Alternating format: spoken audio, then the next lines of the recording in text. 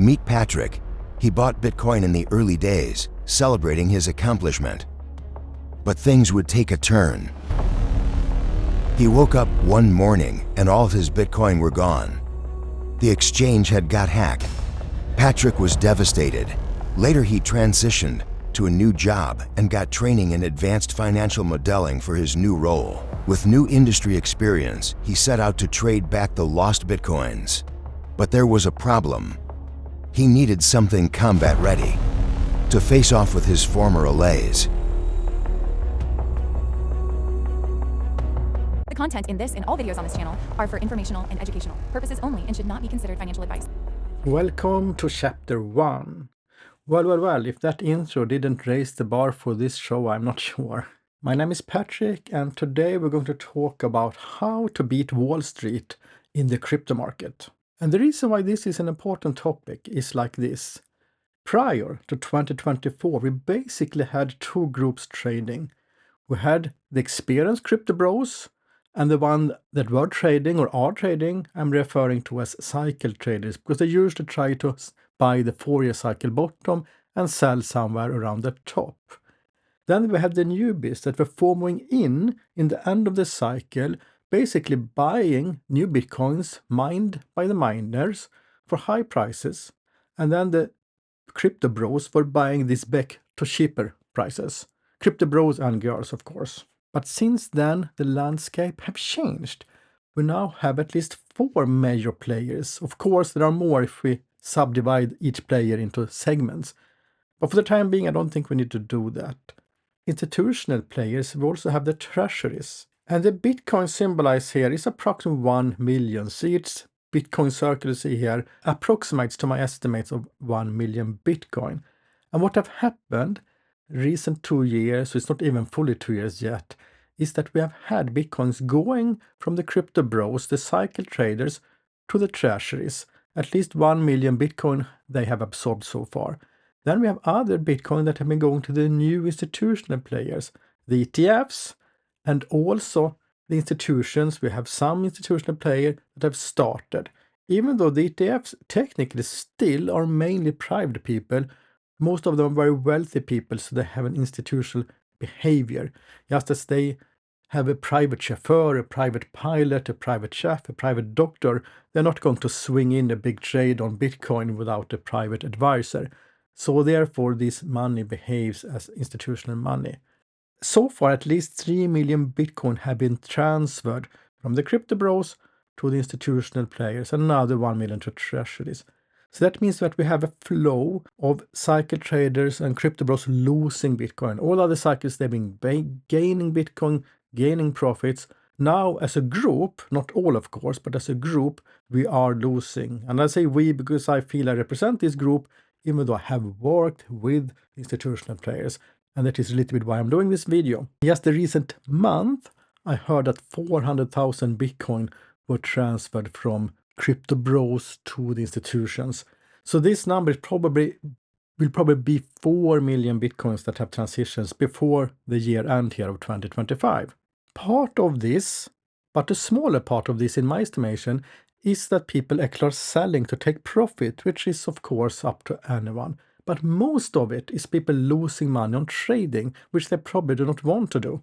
If you remember October 10, we have 19 billion in liquidation, with 1.6 million traders getting liquidated. I don't think that was what they planned to do. But I will here show some kind of trading concept I have been developing to prevent this from happening. So how we can be ahead of Wall Street instead of be behind them. Because the game have changed recent 2 years. We used to trade against the newbies and we were good at that, but things have changed and we need to adapt to the new environment. Before we start, I just want to say that much of what I'm saying originally come from a quantitative trader, probably the first quant guy in the financial industry, Richard Wyckoff. So I've not invented everything I'm going to present here today. However, they have been adapted to Bitcoin because this was way before his time. You might recognize this. I've often said that when we're doing analytic things, we need to factorize it. So first look at the facts, the data we have. This is like an Excel sheet with information that we all can agree on are the facts. Then we transition, we extract information out of those facts, and from those information we can make a decision or come up with a strategy. So I will go through all these 3 steps: the facts, the information extracted from those facts, and the trading strategy, where I will show some live chart on how we have been trading and why, when we have these big liquidations, when 1.6 million traders are losing their accounts, we have been gaining. We have been on the Wall Street side gaining instead of losing. And this is the entire purpose of this strategy I will be sharing today. If you're a member of the channel, you have seen much of this before, but I put it together to really show behind the scene why we're trading as we do. You might have seen that it works, but not have I fully explained why it works so well. That is what I'm going to explain today. And if you're new, this will be a real eye-opener. This all started with me looking at some facts. There is something called semi-future gaps. And this fact is what will lead us to the trading strategy. So let's start with the fact. What is this to start with? Well, it basically means that you have a gap in the trading. Most conventional stocks or whatever it is, they trade during opening hours. So sometimes you close on a Monday and open up on a Tuesday on a different price, and then you get this gap. However, Bitcoin trades 24/7, so in the Bitcoin chart there are no gaps, but you can also trade Bitcoin, paper Bitcoin, and these are called futures. It's nothing to do with the future really, it's just that you trade a paper representing the Bitcoin price. And those, so far at least, are also trading the traditional financial hours, so depending on where you live, they trade at different time zones. And just as regular assets, they also leave these gaps then when you have a price changing during the night, which often happens when you have new information coming out or someone is, writing something on social media. So you might close on a Friday on one price, on Monday that price is gone. You can't buy or sell for that price. It just starts in the morning with a new price. And here we've created a gap. And for Bitcoin, these gaps most often get closed. And here is an example of that when we go back and fill that gap, so the market will revisit wherever this gap happened. And many people in the crypto community are talking about this gap and they get filled. And my thinking was, is this a coincidence, or is it so that the market are attracted to these gaps? Because they are claimed to be filled 95% of the time. It of course depends a little bit when you look up this information, because we get new gaps and new closes all the time. But for me to figure out if these are coincidental or not, I did a random gap map. I will let the computer throw in random gaps where there are no gaps. And then I looked at if those gaps also get filled or not. And lo and behold, 94% of them did get filled. Basically, that the gaps itself doesn't contain any magic, really. You can just have a monkey throw dart on the chart, and wherever the darts are hitting, that price we will 94% of the time revisit again. So these are the facts, the first circle here. How can we extract information out of this, and how can we use this information? The fact step is completed. Let's go to how we use this information. Let's now assume that we have a chart here, market goes up and then down, and I take a long at the position the arrow showing here. After this, the market can either go up or down. And the traditional way to do this is that you take a long, and then below there somewhere you have a stop loss to manage risk. And somewhere above you have a take profit level. This is how most retail and crypto people are trading and how they're taught to be trading. In this first scenario, which we call 1A, the market decides to go up. However, it's not going all the way up to our take profit this time. Of course, in reality, we sometimes do that, and we're all fine. What did we say? 94% of the time we will actually revisit this point, no matter where it is. And when we do so, there's also risk that we revisit it and go up, or revisit it and go down, and therefore get stopped out. So in this particular example, even though the market initially moved up, what was we were betting on, we still got stopped out because the market changed its mind and came down again. And 94% of the time it will do that. It's just a question of, did we hit our take profit or not? If it's closer, we'll hit it more often, but at the same time, sometimes we go down and then we take a loss. So therefore people tend to have the take profit several times higher up than the take loss, so that they on average will gain, assuming they win around 50%. which we have looked in other videos and concluded that's not true. They're usually not 50-50. Let's look at another scenario. Now the market goes down, and what happens? Yeah, we get stopped out right away, not surprisingly. But what will the market do also in this case? Well, in 94% of the cases, the market will come back and revisit where it started. That is what the first fact-based analysis showed us. Let's play this scenario again. So this is the first scenario about the other variation, the 1B scenario. The market goes up. We put in a stop loss in profit now. In fact, when we started, there were not even a stop loss in loss. Now we put a stop loss in profit. And what happens now if the market goes up and then comes down? Well, of course, we can keep moving the stop loss upwards when the market go up, and when it comes down, we take out our profit. So you're not dependent on that we need to estimate or predict how high the market will go. We let the market dictate for us how much profit we should get. And regardless of if it's a small or large one, as soon as the market goes up, we have a stop loss in profit and will therefore not take a loss in the 94% of the cases when it actually comes back from where it started. If the other scenario plays out and the market goes down instead, we do not have any stop loss in place here. To do risk management though, we would trade with smaller sizes. Instead of trading with big chunks and have a stop loss, we split them up in smaller sizes.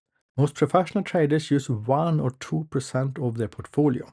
I use 5%, not because I believe I'm so much better than the Wall Street bros, but I'm just a bit lazy. It becomes too much trading for me to use just 1%. And what happens now? Well, 94% of the time the market will come back to this level. And since we do not have a stop loss, we will of course be there. And as soon as the market is in this area, we put in a stop loss, and once again, we get out break even at least, or maybe with profit if the market goes higher. So here you can see how the two scenarios, it's exactly the same scenarios that initially caused 2 losses, now have caused 2 wins without any losses. It's just a question about how much profit we got in both scenarios. And all because we moved the stop losses into profit. And this is one of the principles that Wyckoff is talking about, that then when the market gives you new information, you need to honor that information and take it into account. So they used the facts about the semi-future gaps actually being quite random. That information we're now using when we are trading. We could have used it in other ways, because from the same facts you can draw different type of information and form various type of strategies. So we covered the facts, what information we draw from that, and now we look at the strategy, or what decisions we have been making in real, because this was a theoretical example. So let's see how this actually looks like. We'll have the most recent crash in 2025, October 10th. We start to look on the left side here. These are charts that if you remember the channel, you saw them live. This is about 1 week before this big crash. And we had been buying this dip, and that's a different story how we find these dips every time. We've been buying and buying. And in the theoretical example I just showed, that applies for non-leverage trade. Because when you have leverage, you will automatically have a stop loss. For your information, these particular trades here are on leverage, from 5 times leverage. However, for this session, I will not cover how we figure that out. We'll just assume they're actually not on leverage. But if you saw that old video, you know that I did tell you they were on leverage. But because the point here is the stop loss. You can see this highest trade here have a stop loss up here. And all the others, even though this chart only show one at a time, if I will click on them, you will see their stop losses. And they will not all be just above here, because when the market moves up like this, I move the stop losses also up.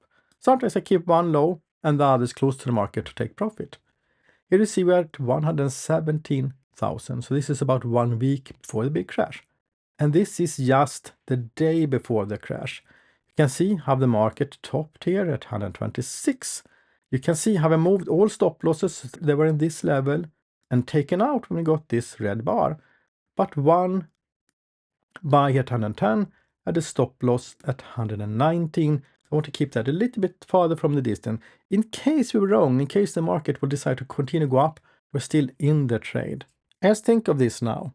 1.6 million people got liquidated. 19 billion US dollar went up in smoke. Well, not in smoke, they went to Wall Street, but from retail they went up in smoke. And we're at all-time high. Do you think that 1.6 million accounts all bought only at all-time high and therefore got liquidated?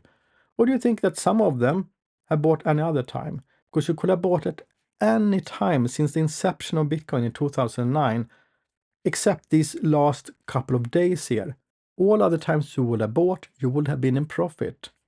But I know for a fact that many that also bought on the way up here, regardless of if they bought the dip here, or if they started to buy earlier, if they were buying when we start breaking out here, most of them put the stop loss below this low here, because that is apparently something magic. So most traders must have been in an unrealized profit here, except the very few that happens to buy the top. So what we would have needed to do is to move our stop loss up here in profit. And when the market falls, you're out.